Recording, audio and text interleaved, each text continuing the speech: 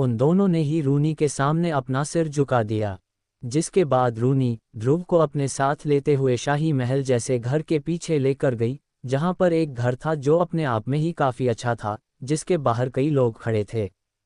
ध्रुव, ये सब यहाँ क्यों और कैसे खड़े हैं? रूनी, ये सब भी उसी के लिए आए हैं जिसके लिए तुम आए हो। ध्रुव ये बात सुनकर सब कुछ समझ गया था, इसीलिए वह उन्हीं के साथ वहां जाकर खड़ा हो गया। और रूनी जाकर अपने साथ एक आदमी को ले आती है। रूनी, काका, मैंने सभी योद्धाओं से लेकर आम आदमी ढूंढे हैं। आप इन्हें इनकी शक्ति को लेकर मौका मत देना, बल्कि इनकी काबिलियत को देखकर इन्हें मौका देना। श्रीनिवास जी, छोटी मालकिन, अगर आप चाहें तो मैं एक काम करूं। क्यों न जो भी घर के अंदर के पिंजरे में उस तिलिस्मी बीस्ट को खाना खिलाने में कामयाब हो जाएगा, वह सीधे तौर पर पास हो जाएगा। रूनी, मानना पड़ेगा काका, आपने क्या सोचा है? यही करते हैं। श्रीनिवास, मैं हर किसी आदमी को अपने साथ अंदर लेकर जाऊंगा और उस आदमी को मेरे सामने इस तिलिस्मी बीस्ट को खाना खिलाना होगा। जो तिलिस्मी बीस्ट को खाना खिलाने में कामयाब होगा, वह पास होगा। जिसके बाद बिना किसी देरी के श्रीनिवास हर किसी आदमी को अपने साथ लेकर गए, पर कुछ देर बाद बस वो निराशा के साथ उस आदमी को लेकर आए। उनमें से कुछ तो योद्धा थे जो रैंक 2 के थे, पर वो भी निराशा के साथ वापस गए। आखिर ये हर किसी के बस की बात नहीं थी। तभी ध्रुव, जिसे काम पाने की जल्दी थी, वो श्रीनिवास से बोला, ध्रुव श्रेष्ठ, मैं जाना चाहूंगा कि आप मुझे इस बार ले चलिए। श्रीनिवास ने न चाहते हुए भी उस लड़के को बुला लिया और उसके हाथ में उस तिलिस्मी बीस्ट का खाना रख दिया। श्रीनिवास, ये लो, ये उस तिलिस्मी बीस्ट का खाना है। तुम्हें बस उस बीस्ट का पिंजरा खोलकर उसकी ओर खाना रखना है। ध्रुव जी, मैं समझ गया। और फिर श्रीनिवास ध्रुव को अपने साथ ले जाते हुए उस घर के अंदर चले गए।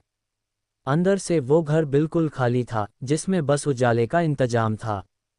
तभी ध्रुव की नज़र सामने के पिंजरे पर गई, जिसमें बहुत बड़ा शेर था, पर वो आम शेर नहीं था।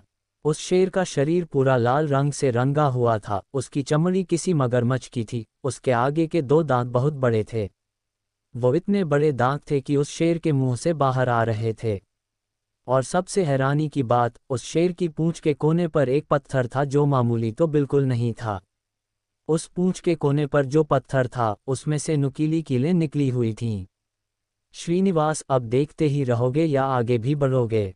ध्रुव उनकी बात सुनकर खाना लेकर चलने लगा। श्रीनिवास, जब पता है कि कोई इस तिलिस्मी बीस्ट को काबू नहीं कर सकता है, तो ये लड़का क्यों यहाँ पर खतरा लेने के लिए आया है? ध्रुव चलते हुए उस तिलिस्मी बीस्ट के पास गया। उसे देखकर वो बीस्ट पीछे हटते हुए दहाड़ने लगा, पर उस अनोखे पिंजरे की वजह से उस शेर की दहाड़ बाहर नहीं आ रही थी। ध्रुव श्रेष्ठ, क्या मेरी आवाज़ इस तक पहुंच सकती है?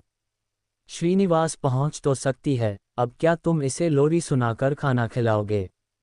ध्रुव मुस्कुराते हुए, नहीं, मैं ऐसा नहीं करूंगा। और फिर ध्रुव उसके सामने बैठा और उसे देखने लगा।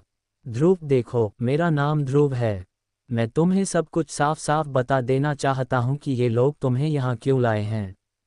ध्रुव को याद था कि उसने अपने बचपन में एक खास बात तिलिस्मी बीस्ट के बारे में पढ़ी थी, कि वो इंसानों की भाषा को समझ सकते हैं। और इसीलिए ही ध्रुव उससे बात कर रहा था। ये बात सुनकर वो बीस्ट जैसे शांत हो गया और अब उसने दहाड़ना बंद कर दिया था। ये देखकर ध्रुव उसे आगे बताने लगा, पर इस बात से श्रीनिवास हैरान था कि तिलिस्मी बीस्ट ध्रुव की बातें सुनने के लिए चुप हो गया। ध्रुव, ये लोग अपने परिवार की सुरक्षा के लिए तुम्हें यहाँ लाए हैं, न कि तुम्हारा गलत इस्तेमाल करने के लिए। इसमें इनका कोई भी स्वार्थ नहीं है। ये तुम जैसे शक्तिशाली बीस्ट को अपने घर का रखवाला बनाना चाहते हैं। ये सुनकर जैसे उस तिलिस्मी बीस्ट का सिर गर्व से ऊपर हो गया। श्रीनिवास ये देखकर और भी हैरान था। ध्रुव, मैं समझ रहा हूं कि तुम्हें तुम्हारे परिवार से दूर कर दिया गया है, पर अगर तुम अच्छे से इनके परिवार की सुरक्षा करो, तो ये खुद तुम्हारे साथ जाकर तुम्हारे परिवार को यहाँ लेकर आएंगे। ये बात सुनकर जैसे वो तिलिस्मी बीस्ट अपने परिवार को याद करके दहाड़ने लगा, पर जैसे ही ध्रुव की आगे की बात सुनी, तो उसे सुनकर वो खुशी से दहाड़ने लगा। श्रीनिवास अपने आप से, ये लड़का काबिल है। तभी ध्रुव ने उस तिलिस्मी बीस्ट के पिंजरे का गेट खोला और उसमें उसका खाना रख दिया। तब वो तिलिस्मी बीस्ट आया और खाना खाने लगा, जिसे देखकर ध्रुव ने उसके सिर पर हाथ फेरा और फिर उसने गेट बंद कर दिया। इधर बाहर काफी देर हो गई थी और श्रीनिवास और ध्रुव अभी तक वापस नहीं आए थे। इसे देखकर बाकी के लोग रूनी से अंदर जाकर देखने को कहने लगे। रूनी चाहकर भी मना नहीं कर पाए और वह जैसे ही अंदर गई तो अपने सामने का नज़ारा देख वहीं खड़ी रह गई। तभी जैसे ही ध्रुव ने पिंजरे का गेट बंद किया तो उसने उस घर के गेट पर रूनी को खड़ा हुआ देखा। ध्रुव, रूनी, तुमने देखा, मैंने इसे खाना खिला दिया है। ध्रुव, पर तुम्हें इससे वादा करना होगा कि तुम कुछ दिन बाद इसके परिवार को लेकर आओगी। जब ध्रुव ने रूनी से बात करनी शुरू की तब श्रीनिवास का भी ध्यान पीछे खड़ी रूनी पर गया। रूनी हैरानी से बाहर आते हुए, रूनी, मुझे कोई दिक्कत नहीं है। रूनी, काका, आप बाहर जाकर ये ऐलान कर दो कि तिलिस्मी बीस्ट का ध्यान रखने वाला मिल गया है।